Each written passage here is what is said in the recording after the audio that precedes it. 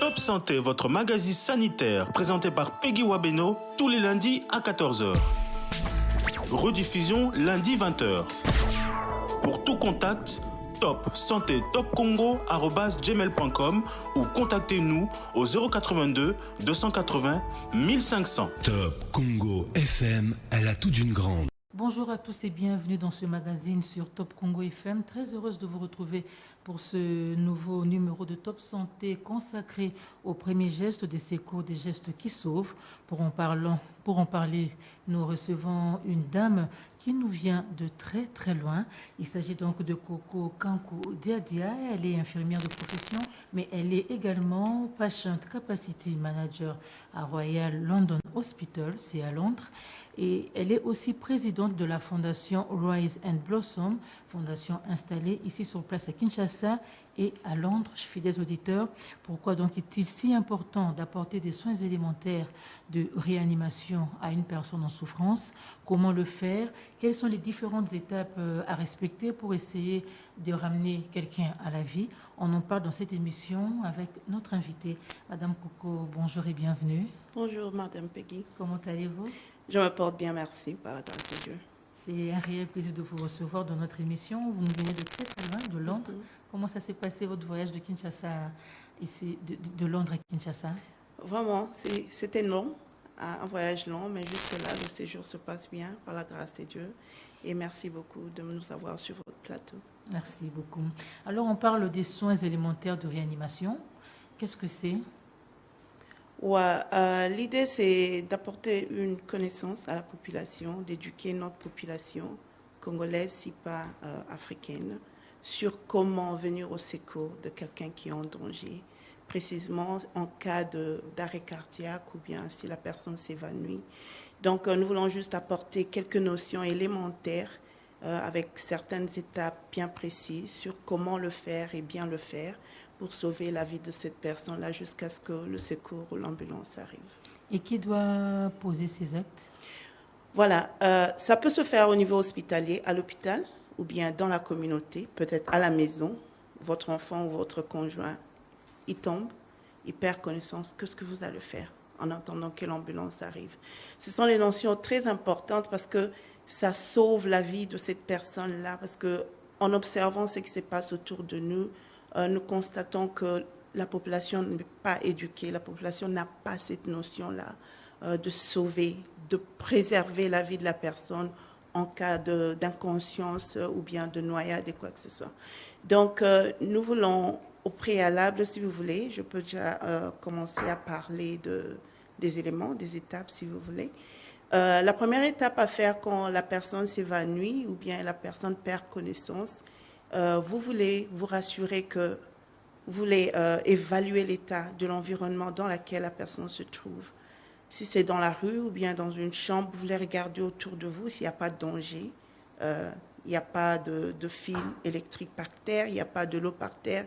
Peut-être vous-même, vous pouvez glisser et tomber aussi, devenir casualty, comme on le dit. Alors, c'est bien important, très important d'observer l'environnement, se rassurer qu'il n'y a pas de danger ni pour vous, ni pour la personne qui est tombée. Et après quoi, vous voulez appeler la personne. Si vous connaissez son nom, vous voulez l'appeler par son nom, vous lui demandez « Est-ce que vous allez bien ?» Mais si c'est un inconnu, vous voulez crier soit « Monsieur, madame, est-ce que vous m'entendez? Est-ce que vous allez bien ?» C'est juste pour avoir une réponse de sa part. Au cas où il n'y a pas de réponse, alors vous vous dites que là, c'est sérieux, je dois vite réagir.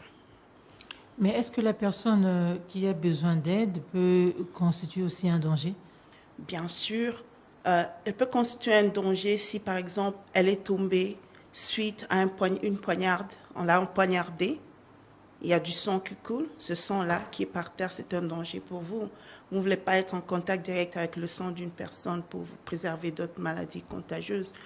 Non seulement pour des maladies contagieuses, si vous glissez sur ce sang-là, c'est liquide, vous allez tomber vous-même, soit vous fracturez le bras. Donc, c'est en danger.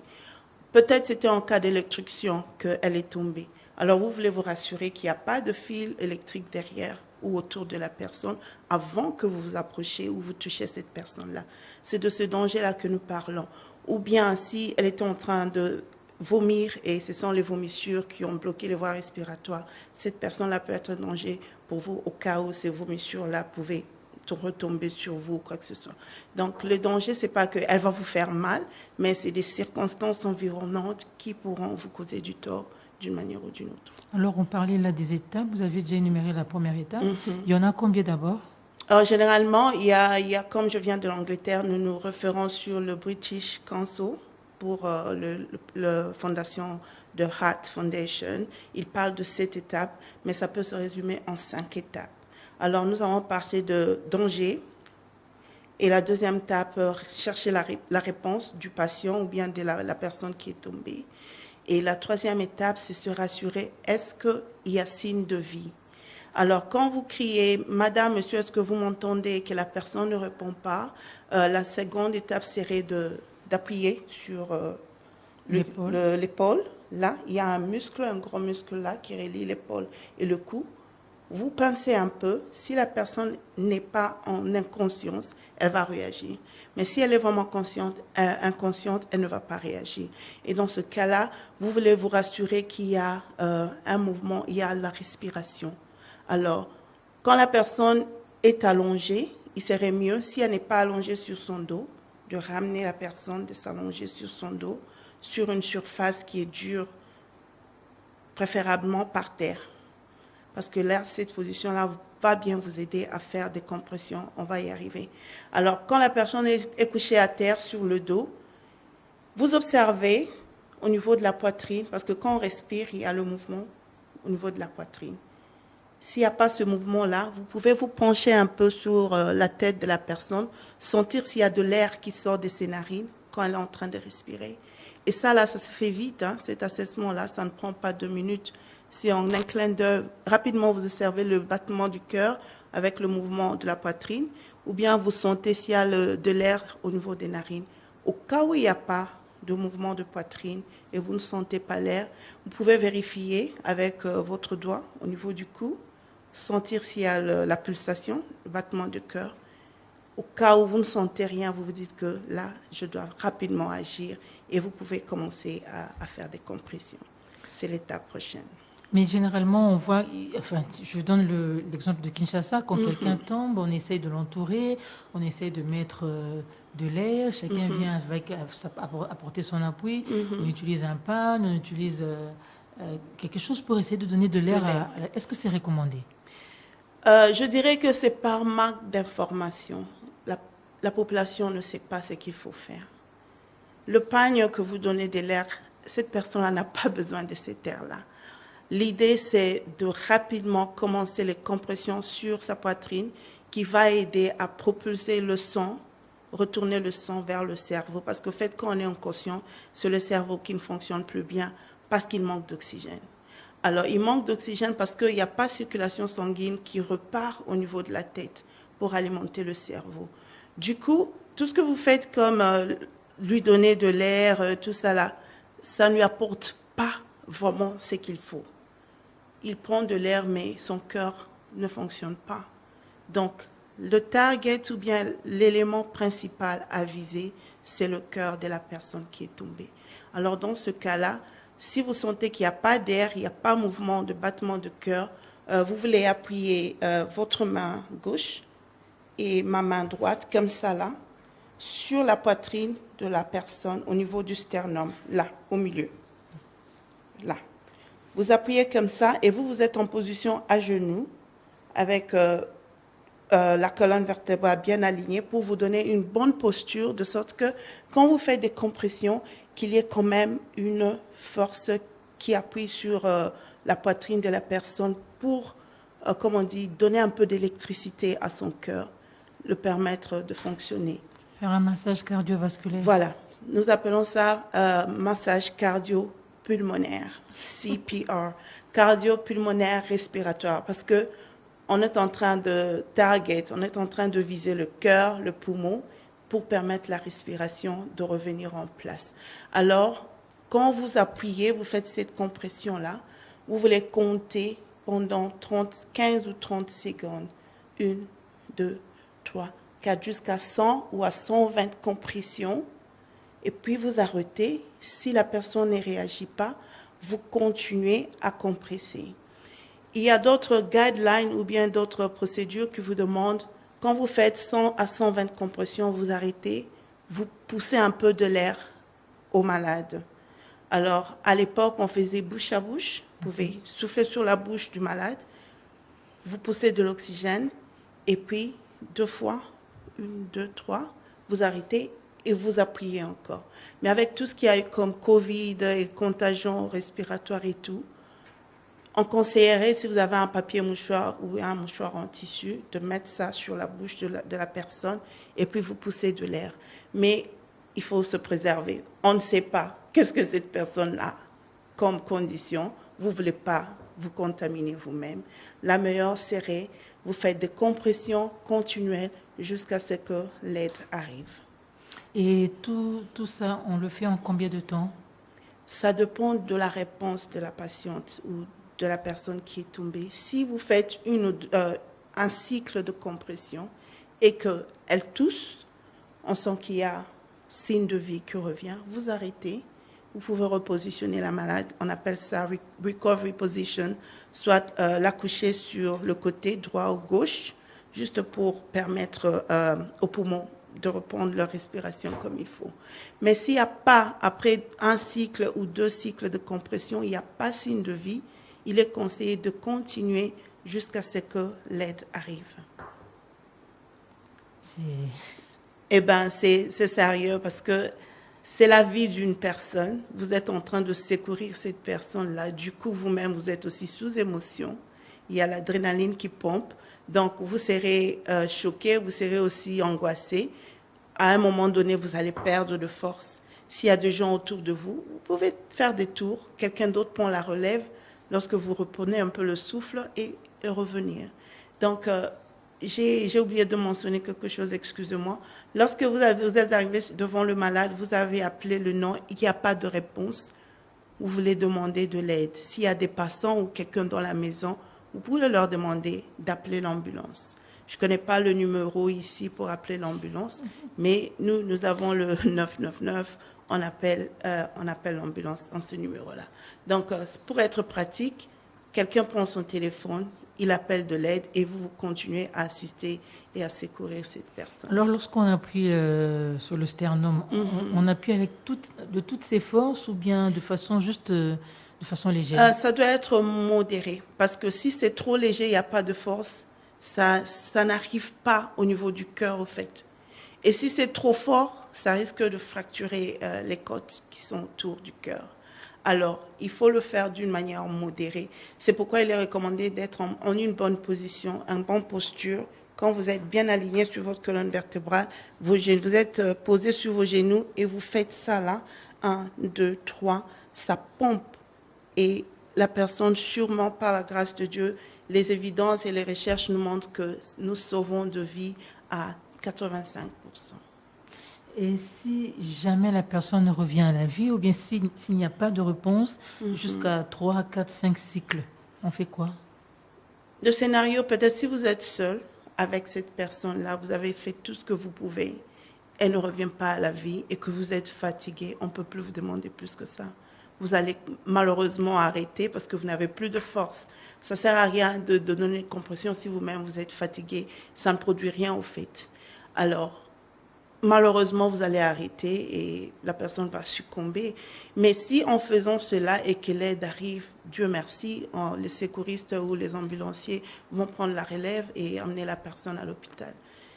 Je m'adapte au contexte congolais.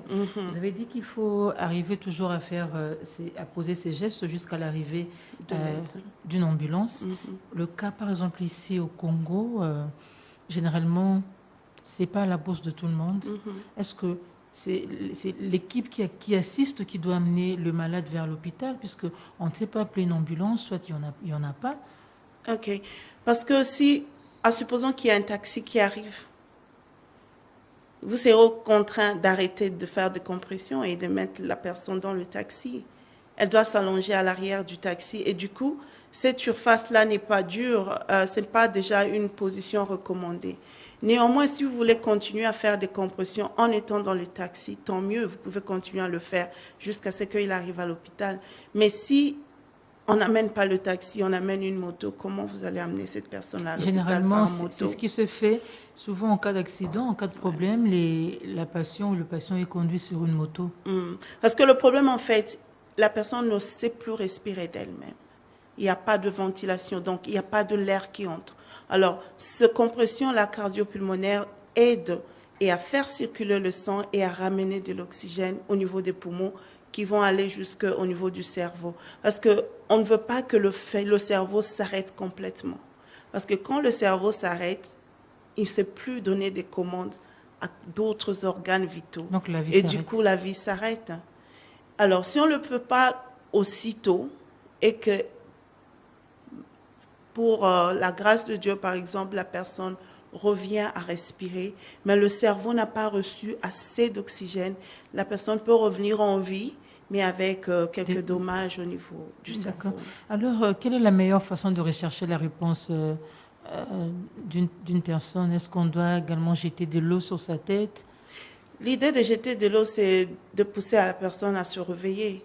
Mais si rien ne fonctionne au niveau du cerveau, il n'y a pas de... Parce qu'on se réveille, on est sensible au toucher grâce à la commande du cerveau qui commande les nerfs sensitifs aux sensomoteurs pour vous dire que là, on vous touche. Et même quand on pince, les ouais. doigts, les orteils. Ouais. Si le cerveau est déjà parti, il n'y aura pas de réponse. C'est pourquoi la personne est inconsciente. Donc, jeter de l'eau ou quoi, ça ne produira rien aussi longtemps que le cerveau ne fonctionne pas. Mais la procédure, elle reste la même pour tout le monde? Femmes enceintes, enfants, vieillards, tout ça, c'est la même chose? Oui, comme moi, je travaille plus avec les personnes adultes et âgées, la procédure est la même.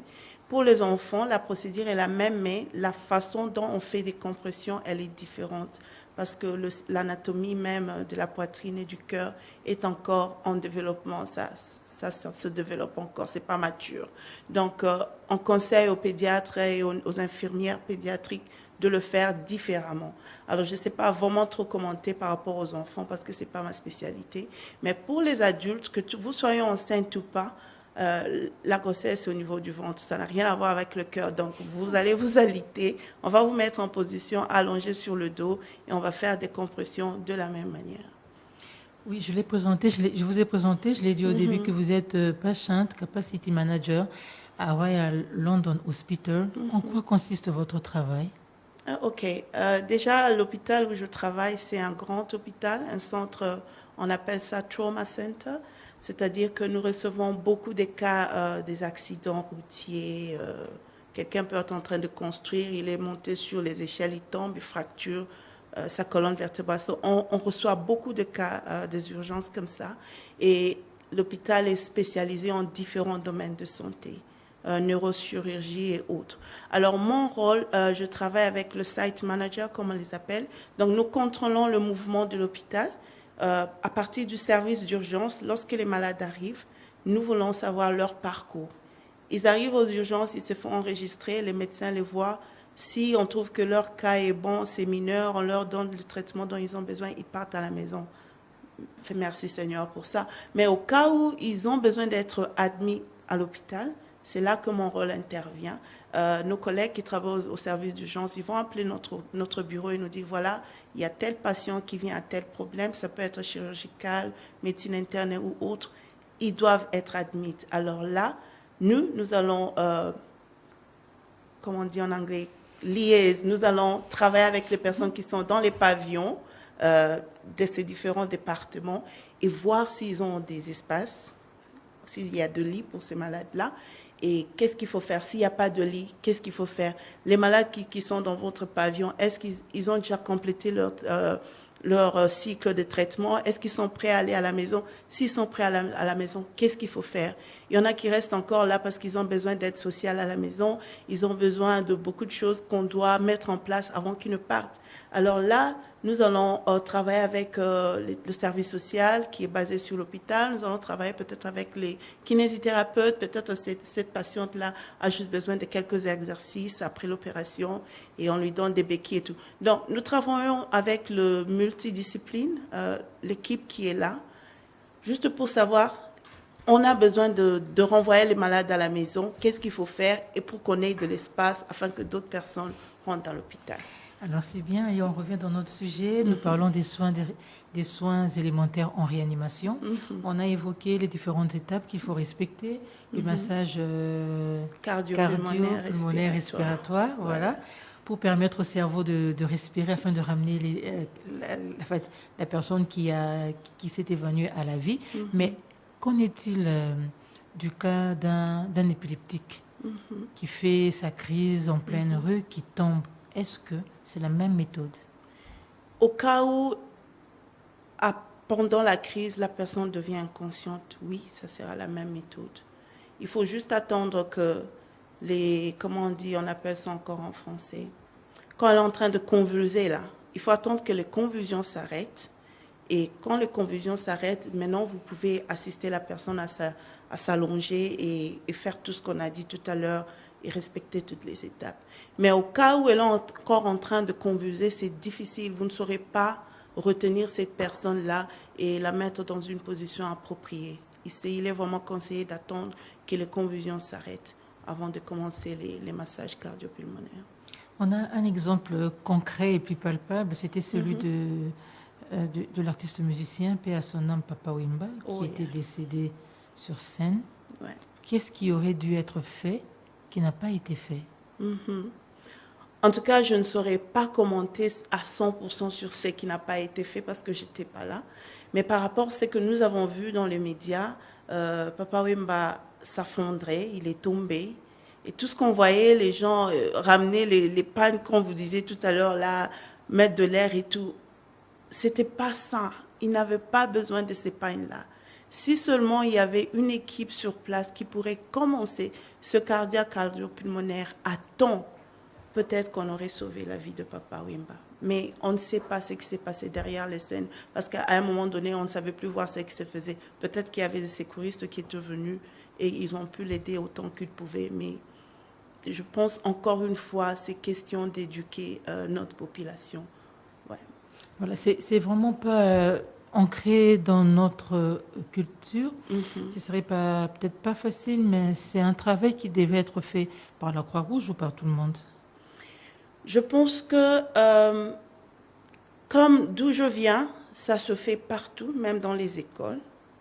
Même au niveau de l'école primaire, on apprend aux enfants qu'est-ce qu'il faut faire. On appelle ça first aid. Qu'est-ce qu'il faut faire en premier lieu pour secourir quelqu'un? Parce que je pense, il y a 2 ans passés, nous avons vu dans nos médias là-bas, au Royaume-Uni, un chat. Je vous dis, un chat a aidé son maître à revenir à la vie en faisant ce cardio-pulmonaire, ce massage-là. Parce qu'il y a des chiens qui sont éduqués, vous savez. Ouais. Alors, si un chien peut être entraîné et éduqué à faire ça, pourquoi pas une personne humaine qui a de l'intelligence?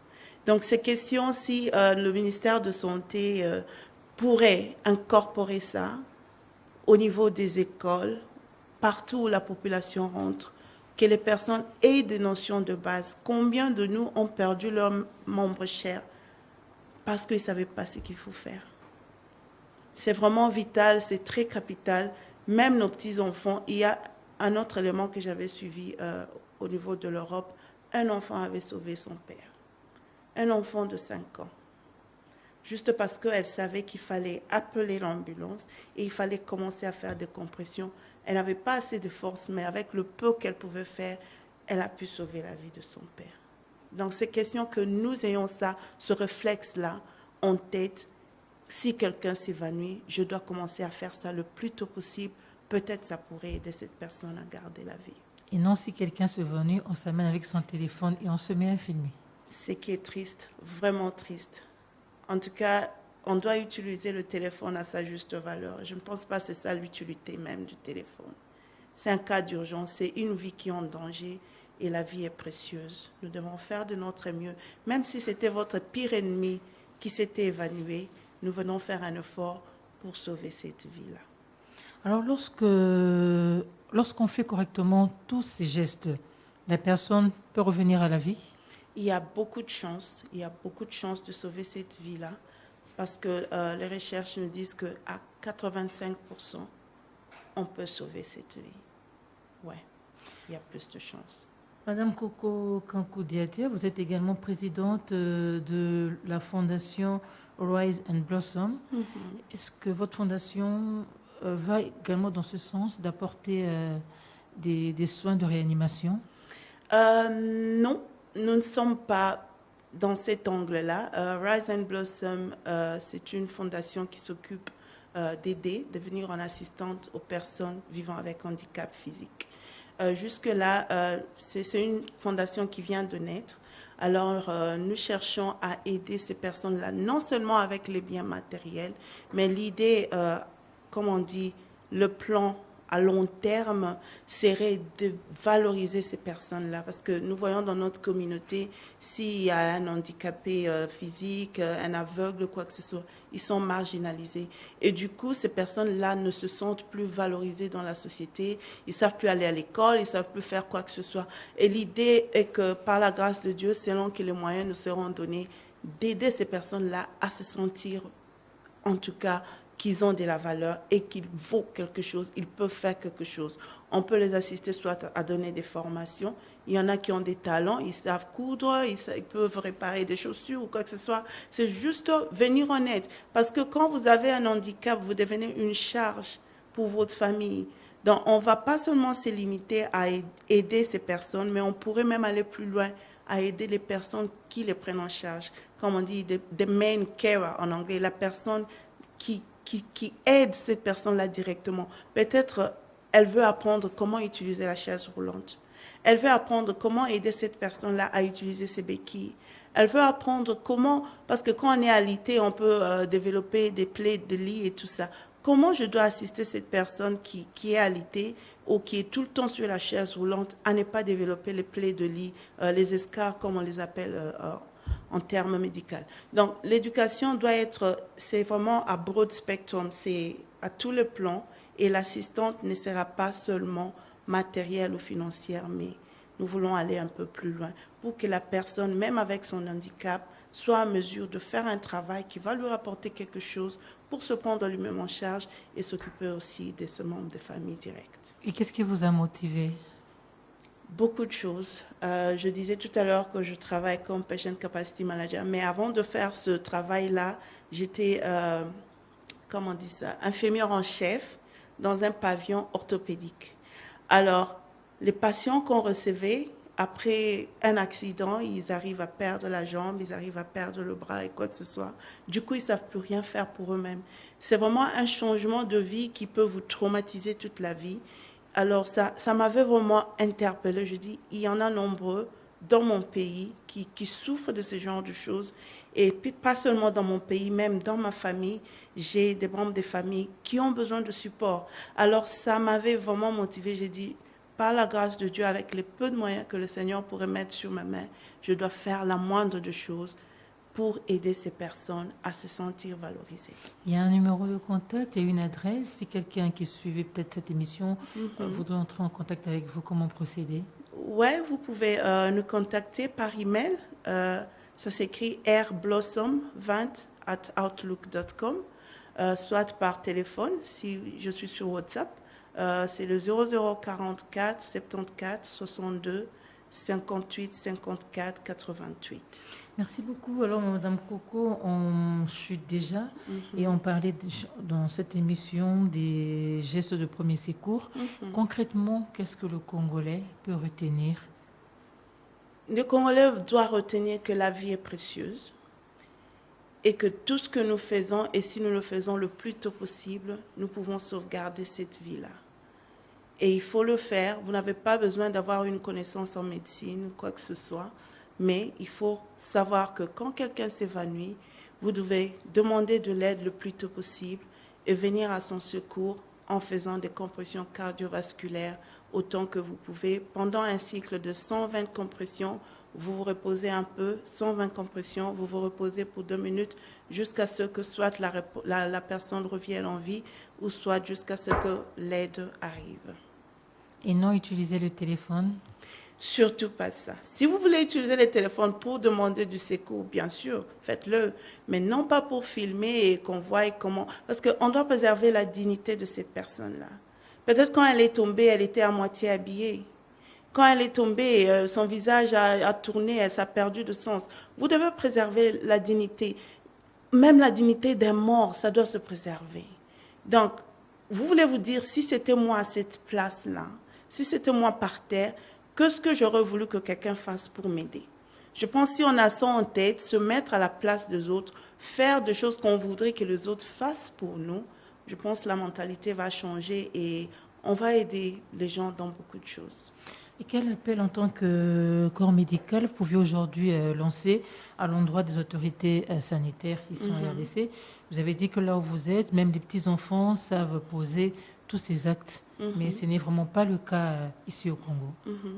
Je pense que Son Excellence, Monsieur le Président, est déjà en train de travailler sur une structure de services d'urgence.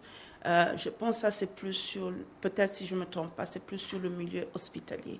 Mais j'aimerais à ce que le ministre de Santé puisse travailler en collaboration avec le ministre de l'Éducation, école primaire, secondaire, humanitaire, pour qu'on puisse introduire ces notions-là. Je ne sais pas si ça va s'appliquer à quel cours, je ne sais pas, civisme ou quoi, je ne sais pas. Introduire une rubrique santé dans je ne sais pas quel cours, rubrique santé, juste ça ne doit pas se faire à chaque trimestre. C'est quelque chose de périodique. On s'est dit peut-être après 6 mois, on doit envoyer le service de santé au niveau des écoles juste pour apporter une connaissance ou bien rafraîchir la connaissance que les élèves ont déjà sur comment secourir quelqu'un qui est en danger. Je pense que c'est très important et ça aiderait l'hôpital à ne pas recevoir des gens en état critique, irréparable. Ça va vraiment sauvegarder, ça va épargner beaucoup de choses. Je vous dis merci. Je vous remercie, madame. Voilà, c'est la fin de cette émission, fidèles auditeurs de Top Congo FM, chers internautes. Je rappelle que nous avions reçu aujourd'hui Coco Kankou Diadia. Elle est infirmière de profession, mais elle est également Patient Capacity Manager à Royal London Hospital. Vous avez suivi en quoi consistait donc son travail.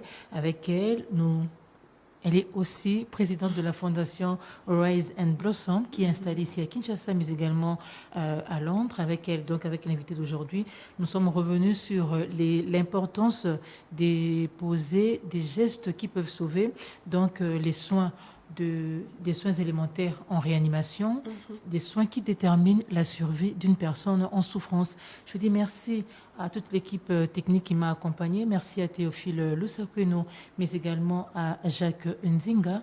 On se retrouve lundi prochain pour un nouveau numéro.